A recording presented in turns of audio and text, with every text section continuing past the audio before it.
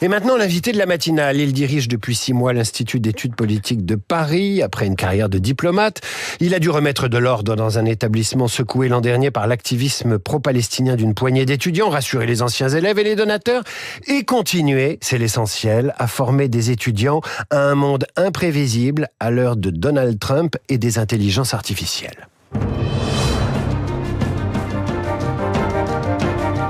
Bonjour Louise Vassy. Bonjour.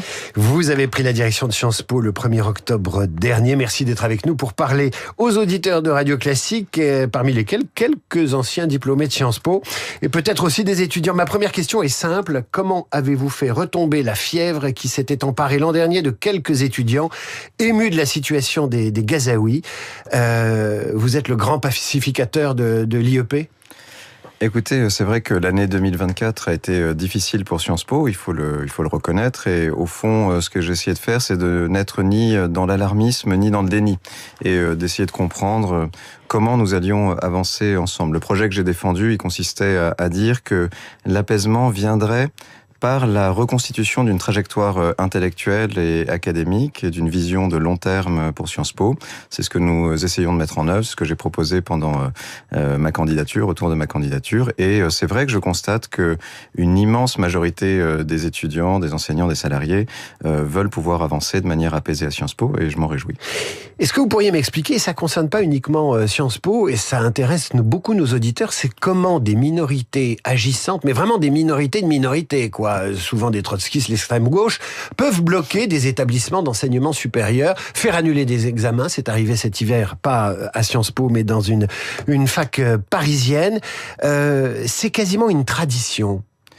Alors d'abord, je voudrais revenir sur un point en particulier, c'est que ma ligne pour Sciences Po, c'est que aucune activité de la vie normale de Sciences Po ne sera annulée ou reportée ou mise en cause. Je pense que nous avons une vocation, c'est d'étudier, d'animer le débat. Il y a quand même plus de 2000 événements par an à Sciences Po. Nous sommes évidemment un centre aussi de réflexion, de débat pour l'ensemble de la société.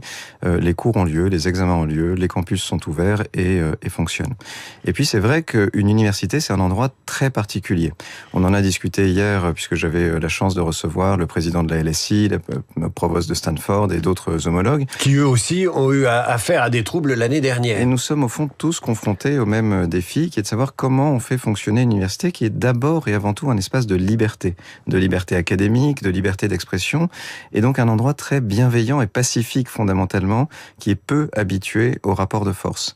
Et donc quand vous avez des petits groupes d'individus qui souhaitent imposer un rapport de force, et ils le disent tout à fait publiquement dans leur communication ouverte, sur les réseaux sociaux notamment, évidemment une université est mal armée pour réagir à cela. Et donc ce qu'il faut faire, c'est trouver les normes qui vont permettre de créer un consensus au sein de l'institution. Il y a 2 petits sujets, pardon d'être un peu long, mais il y a d'abord le sujet du positionnement institutionnel des universités, et toutes les grandes universités partenaires que j'ai reçues sont arrivées à une conclusion assez proche, mais chacun avec leurs mots, à celle à laquelle nous sommes arrivés en février dernier à Sciences Po avec notre nouvelle doctrine, une doctrine de réserve institutionnelle, qui dit qu'au fond, nous ne sommes légitimes à nous positionner que sur les sujets qui nous concernent en tant qu'institution, d'abord et avant tout la liberté académique et la liberté d'expression. Pourquoi ? Parce que si l'institution se positionne sur un sujet, politique ou géopolitique, elle va porter atteinte à la liberté d'expression de ceux dont l'opinion ne serait pas l'opinion de l'institution.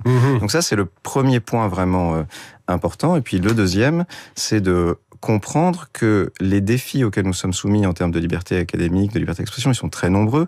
On le voit partout dans le monde, on le voit même malheureusement aux États-Unis. Mais il y a aussi des défis qui viennent parfois de l'intérieur. Quand on voit ce qui s'est passé à Lyon 2, quand on voit ce qui se passe à l'IEP de Strasbourg, on voit aussi que les menaces sur la liberté d'expression peuvent venir de tout petits groupes, vous avez raison, très actifs à l'intérieur. Comment on les neutralise ? Parce qu'on ne peut pas appeler les CRS tout le temps, certains en rêveraient, et en même temps, un étudiant qui arrive pour étudier et il voit 30 clampins qui alignent des poubelles pour l'empêcher d'aller en cours, ça enrage ça enrage tout l'écosystème d'une université. Oui, c'est pour ça que je crois que la bonne ligne, c'est de dire qu'aucune activité normale de l'institution ne sera annulée, mise en cause, reportée. Je crois que c'est ça qui est réellement le cœur de notre vocation. Et je peux vous dire que beaucoup d'étudiants, enfin je dirais même l'écrasante majorité, sont évidemment très heureux de pouvoir continuer à mener les cours, mais aussi la vie associative. Elle est très riche sur les campus. Est-ce que les donateurs, les anciens élèves de Sciences Po sont soulagés et manifestent des signes désormais d'indulgence ou d'encouragement à ce que vous faites ?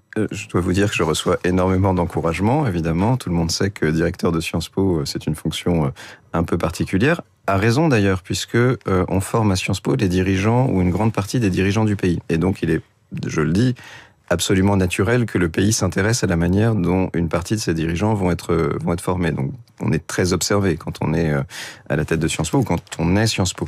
Moi, je crois qu'en effet, avec les anciens élèves, les choses se passent vraiment très bien. Les donateurs reviennent assez massivement.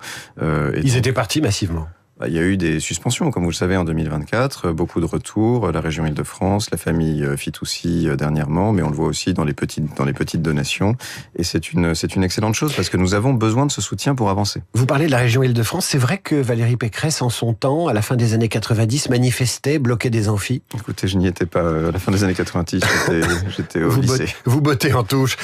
Alors, parlons du projet pédagogique de Sciences Po. Comment forme-t-on les futurs cadres de la nation, que ce soit dans le public, ils y vont pour un tiers, ou dans le privé, ils y vont pour 2 tiers environ. Sciences Po forme beaucoup de cadres du privé.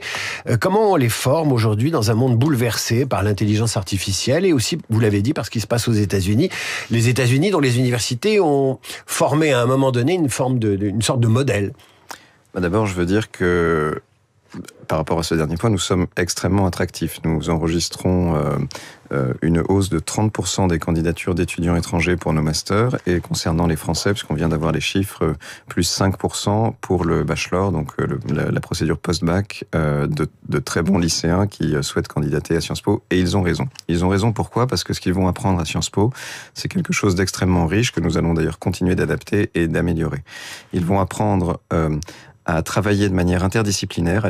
Et interdisciplinaire, ça ne veut pas dire rester à la surface des choses. Ils vont aller très profondément dans les disciplines des sciences humaines et sociales, et grâce à la profondeur qu'ils auront acquise, être capables de naviguer entre les sujets, ce qu'offrent moins des formations dans lesquelles on va être exclusivement sur le registre de l'expertise.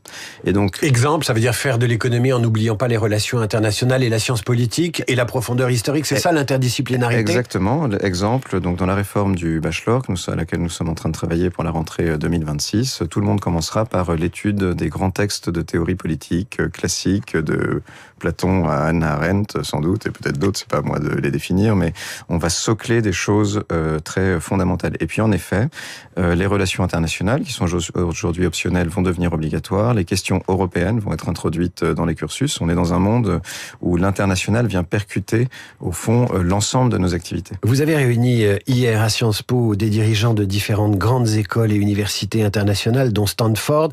Ce qui se passe aux États-Unis, est-ce que ça vous impacte ? Est-ce que vous allez offrir l'asile académique à des chercheurs, à des enseignants américains, dont on a dit que certains voulaient quitter leur pays pour aller enseigner ou chercher en paix dans cette vieille Europe ? D'abord, il faut comprendre qu'on est une institution très en lien avec l'international et les États-Unis en particulier. Donc 50% de nos étudiants sont étrangers. Je pense à cet égard que c'est important que Sciences Po marche sur ses 2 jambes.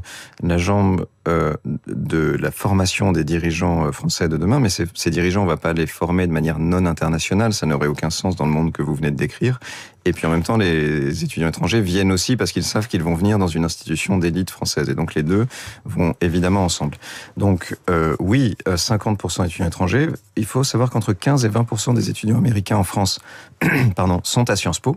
On est donc très liés à ce pays. Et puis 14% de nos enseignants-chercheurs ont fait leur thèse aux États-Unis. Donc oui, on a des candidatures de chercheurs américains, on en avait déjà. C'est vrai. Il y en a un peu plus. C'est vrai qu'on note un intérêt renouvelé pour Sciences Po. En plus, on peut y enseigner en anglais en partie, donc il y a un effet pratique qui nous met en bonne position. Nous allons accueillir dans le cadre d'un programme de visiting professors qu'on a mis en place à l'automne dernier 2 premiers chercheurs en septembre, effectivement venant des États-Unis. Louise Vassy, directeur de Sciences Po, est l'invité de Radio Classique ce matin. Ces dernières années, il y a eu une tendance à privilégier à l'entrée à Sciences Po l'engagement, peut-être plus que les compétences. L'anglais et la culture générale sont devenus élitistes, c'est ce qu'on pouvait entendre parfois. Avoir 19 de moyenne au bac ne garantissait plus l'accès en première année. Bref, il fallait répondre à des critères qui n'avaient plus grand-chose à voir à ce qu'était l'entrée à Sciences Po autrefois, monsieur. Quelle est votre conception du mérite, Louise Vassy? Qu'est-ce que c'est que le mérite républicain? Et est-ce que c'est quelque chose qui a encore droit de citer à Sciences Po? Écoutez, le mérite, évidemment, c'est quelque chose à quoi nous sommes fondamentalement attachés. Le mérite républicain, c'est une histoire française. C'est aussi mon histoire, vous le savez peut-être. Je viens de banlieue parisienne et au fond, je dois tout à l'école républicaine. Vous avez fait l'ENA? J'ai fait d'abord surtout le collège Irène et Frédéric Joliot-Curie de Fontenay-sous-Bois, puis Louis-le-Grand, puis Sciences Po et l'ENA, en passant par le ENS de Cachan. Donc vous avez beaucoup bachoté. J'ai beaucoup appris, j'ai beaucoup travaillé, et c'est vrai que je n'ai rien contre les bons élèves. Je pense que pour être bon élève, il faut des qualités de détermination, de curiosité, d'engagement personnel. C'est incroyable que le directeur de Sciences Po puisse dire « je n'ai rien contre les bons élèves ». C'est une litote, mais ça dit quelque chose des temps présents. Je le dis comme une boutade, et je voudrais dire que nos élèves sont excellents. Je voudrais quand même vous donner un chiffre qui, à mon avis, clôt le débat. 40% de nos étudiants actuels à Sciences Po ont une mention très bien avec félicitations du jury, c'est-à-dire que ça les place dans les 1,5% de meilleurs bacheliers généraux, c'est-à-dire dans les 0,7% sans doute de meilleurs élèves du pays. Donc, on peut avoir une mention très bien et être recalé à l'entrée de Sciences Po quand même. On peut tout à fait, puisque 15% des élèves de bac général ont une mention très bien, donc on pourrait de toute façon pas tous les accueillir. En revanche, 95% de nos étudiants ont une mention très bien. Donc vous voyez qu'on est quand même, on recrute de bons élèves. Là où vous avez raison, c'est que les admissions, ça fascine tout le monde. Et donc, ce que nous avons fait cette année, c'est qu'on a voulu objectiver notre processus. Et donc, tout ce qui relève des lettres de motivation, notamment, a été envoyées et fusionnées avec l'oral. Donc, elles existent, mais elles seront examinées pendant l'oral. En revanche, dans la phase d'admissibilité, c'est vraiment des critères de mérite académique qui sont mis en valeur. Louise Vassy, on disait aux élèves de Sciences Po, autrefois, quand ils arrivaient, il y avait un amphi, le directeur les accueillait, il leur disait « vous êtes l'élite ». Est-ce que l'ambition est devenue un gros mot ? Non, pas du tout, ni l'ambition. Vous avez parlé d'élite, vous aussi, vous avez école d'élite. Oui, moi je n'ai rien... Enfin, je veux dire, un pays... Au fond, la question n'est pas de savoir si des sociétés ont des élites. À ma connaissance, je suis pas anthropologue, mais toutes les sociétés finissent par générer des élites. C'est est-ce qu'elles sont conçues d'une manière appropriée? Est-ce qu'on préfère une oligarchie ou est-ce qu'on préfère du mérite républicain? Évidemment, je préfère les élites par l'éducation. Cela étant, si on est du bon côté du mérite, c'est pas la fin de l'histoire. On a aussi un devoir d'exemplarité, on doit aussi se comporter d'une manière spécifique. Et c'est ça qu'on doit aussi apprendre à Sciences Po. C'est le fond, mais c'est aussi l'attitude. Et ça me renvoie au sujet du respect des opinions des autres, de la nuance, de l'ouverture au débat. Louise Vassy, un dernier mot. Le logo de Sciences Po, c'est un lion et un renard qui se font face et qui tiennent un livre.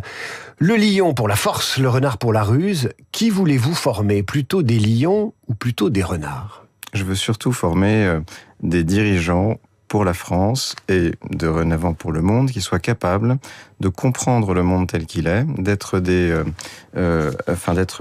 connectés au sujet du moment. On va ouvrir une école du climat en 2026, on va donc développer les relations internationales. Il faut évidemment qu'ils sachent beaucoup de choses et puis il faut qu'ils aient un comportement exemplaire, comme je l'ai dit. Louise Vassy, directeur de Sciences Po, merci à vous d'être venu parler aux auditeurs de Radio Classique. À bientôt peut-être. À suivre le rappel des titres et la revue de presse d'Hervé Gattei.